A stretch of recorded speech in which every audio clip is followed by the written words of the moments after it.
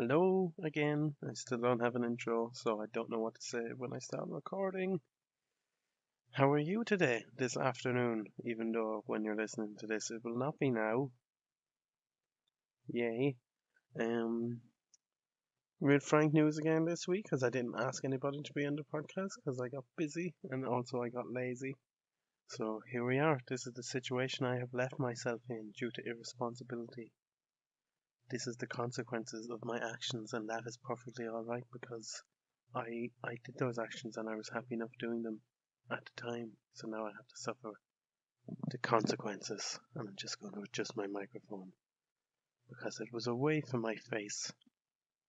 And so back to personal things because we haven't done an actual news podcast in like 3 weeks now, and I think this is going to be the seventh video on the channel.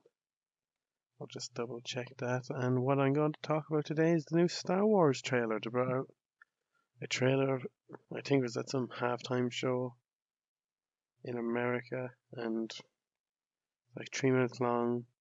I was like, oh, should I watch this?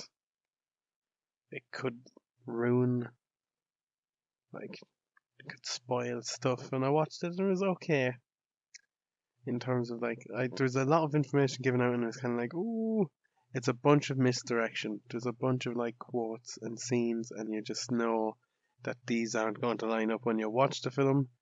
And I'm just kind of like, now I know that these things are going to happen, and I also know that this is misdirection. So I kind of got a bit more information about the movie than I wanted to get about it. But I don't know.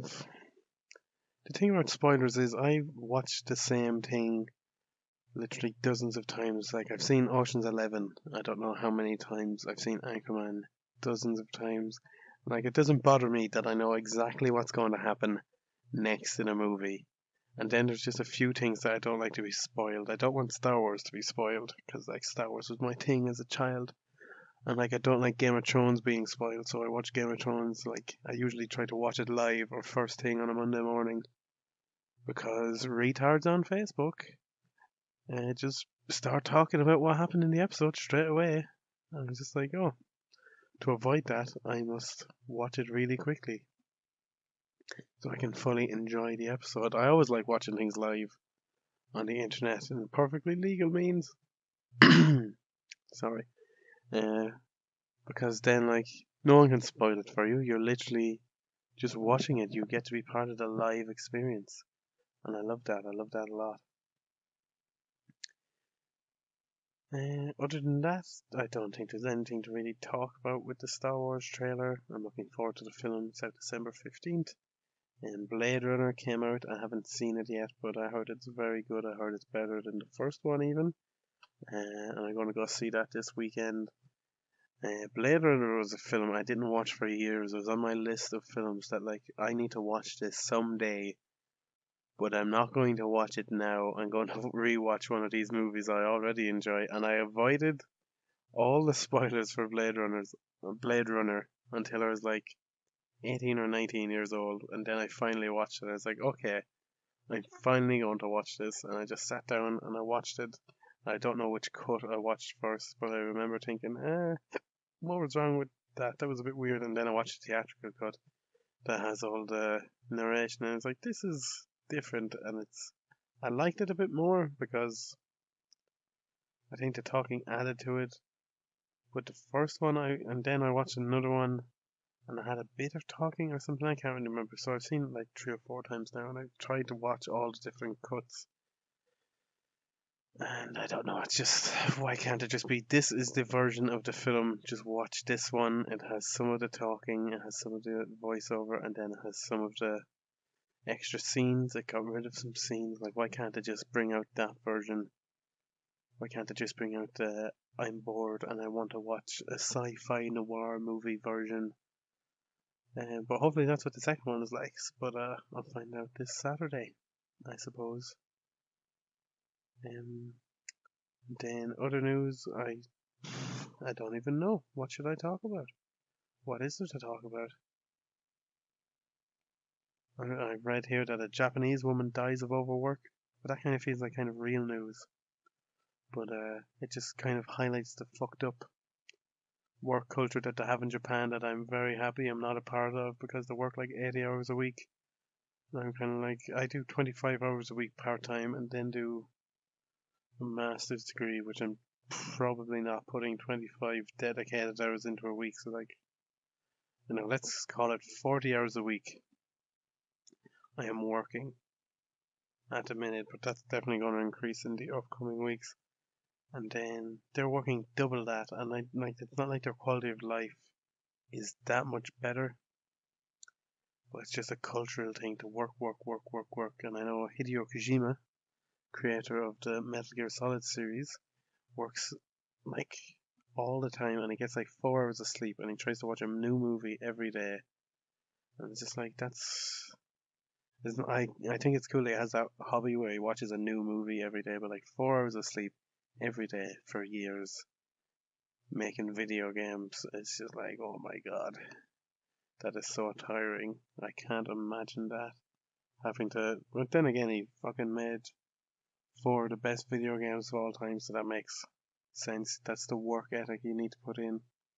I think Gordon Ramsay does something similar where he works like Monday to Saturday and getting like 4 hours sleep, and then Sunday is like his day off and he spends it with his family and stuff like that.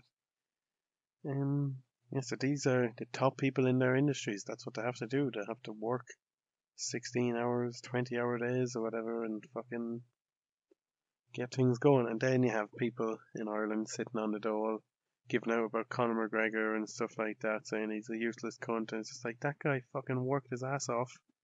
And now he's a multi-millionaire because he put the work in, and you are putting no work into anything. And you're giving out about it. Which I'm not sure if it's an Irish thing or it's just a lazy person thing. I don't really have any external input on it, culturally speaking, but it's just there's an awful lot of Irish people that do nothing, amount to nothing, and give out about everything as if they have earned the right to give out about stuff that they have never ever even approached on a work ethic level or a personal achievement level. And then they just judge other people. Irish people are very judgy. I'm probably being very judgmental right now, judging those judgmental people for being judgy. So, yeah, work that one out. That's up to ye. Comment about how you think that one works out. I was going to say more stupid, obnoxious things about commenting and rating and subscribing, but I don't think I have it in me today. Very tired today. I just had dinner. This podcast is getting really off track. So this is really isn't what I want out of my podcast. I don't want to be updating you on my dinner and my food, but I am tired. And I just had food, and I think it's making me sleepy. Because I feel very sleepy, even though I have work in an hour, which means I need to do this for another few minutes, make it into a video, and upload it. And something I was very surprised about, SoundCloud only lets you have like 3 hours of audio for free, and I was like, oh, well, that's good if you're making music, because that's like 100 songs for free on your SoundCloud, but I'm making podcasts, so I think I got 5 audio files up onto SoundCloud, and now I'm not able to put up any more, so that platform is just kind of gone unless I paid for it, which I don't want to do because I just don't, but I will try to use its RSS feed to get into like iTunes or Spotify or something, because I think they're the platforms I'd like the podcast to be on, because it seems a bit more, it feels like achieving more than just uploading it onto YouTube. Don't you think, my half dozen listeners who are people who are going to be guesting on the podcast? Don't you think that's how it is? And then the last thing I want to talk sorry, the last thing I want to talk about is I had a very productive meeting yesterday about organising a men's mental health week in IT Carlow, which is where I used to go to college, with the entertainment officer, Miss Aoife Duff, who is doing a great job. And we had like a 90-minute meeting and talked about a bunch of different ideas and stuff to help organise men's mental health week. And I came up with the name for it, Mentality, with a capital Men. and we have some good ideas that we're going to try get kicked off. There's some more content-based stuff that we need to talk about what's going to go into all of the days. All the days are going to have different themes and subjects, because men's mental health, especially in Ireland and the UK, is awful. Suicide rates are very high. They're like 4 or 5 times that of women in Ireland. And in Northern Ireland, I think it's even worse. And in England, it's like 3 times the amount. So, like, it's very, very high. And nobody talks about it. There's a stigma about it. And about men's emotions and feelings. And we're not going to have a big, like, pity party or anything, but we want to encourage openness and positive mental health for men specifically, because men get left out all the time when it comes to social organizing and group work and all this kind of stuff. Women are great for organizing groups and all this kind of thing to support their problems, but especially in our liberal leftist media that the Western world is encapsulated by at the minute, there's an overabundance of exaggerated feminism and outright sexist feminism against men, which I wouldn't consider to be actual feminism, but on the internet there's a bunch of air quote feminists who are actually just very sexist towards men.